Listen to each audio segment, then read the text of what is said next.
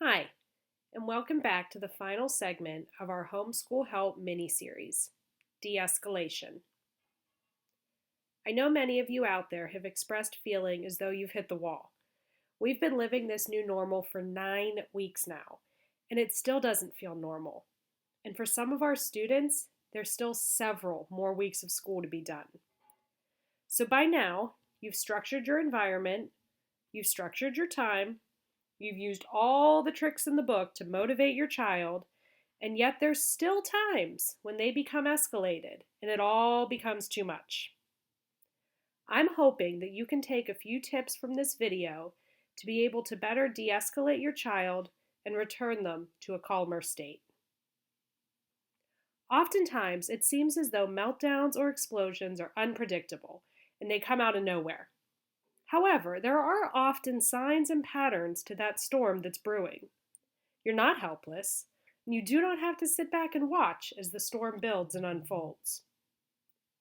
Being able to familiarize and recognize the different stages of the escalation cycle will not only help you to be able to respond to these meltdowns, but over time may help you to prevent them from growing in the first place. Help your child to be able to learn, recognize, and verbalize their triggers. What causes their emotions to increase? This is something you're going to want to discuss and practice in a period of calm, certainly not in the moment. When you or your child notice that they're starting to become triggered, that is when you want to implement a de-escalation technique. I understand that sometimes, and more often than not, our children can go from 0 to 60, and there isn't always the opportunity to implement a strategy before escalation occurs. That's something that takes time, practice, and work on both the parent and the child's part. Once a child, or anyone for that matter, becomes escalated, our brains enter survival mode, fight or flight, in response to a threat, whether it's real or perceived. This is why reasoning and lots of talking or problem solving do not work to de-escalate a person when they're in this stage. Simply put, our brains cannot function that way until we feel safe and in control again. Of course, being able to prevent a meltdown can be easier than de-escalating one, but it happens. So what can we do once our child is at that point of no return? First and foremost, we need to keep ourselves and our emotions in check. This is not the time for yelling or a battle of wills. Trust me, you won't win. Again, don't try and reason with your child. It's not the time. Avoid making demands. I'm sure you've experienced this, and I know we've all done it. Telling your child to stop, calm down, get over it doesn't help. Place those expectations on hold temporarily while you help them to calm down, not simply demand it.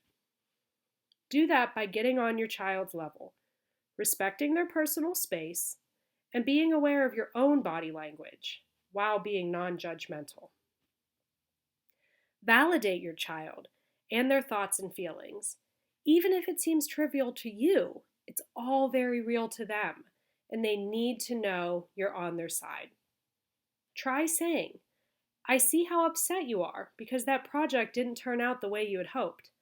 I would be upset too." Try using some distractions. This works best if used early on, or if possible, get up and move around. Have a change of scenery. "Hey, I see you're getting frustrated. Why don't you go get a drink? Take a little walk and come back. Or let's listen to a silly song and dance it out for a few minutes."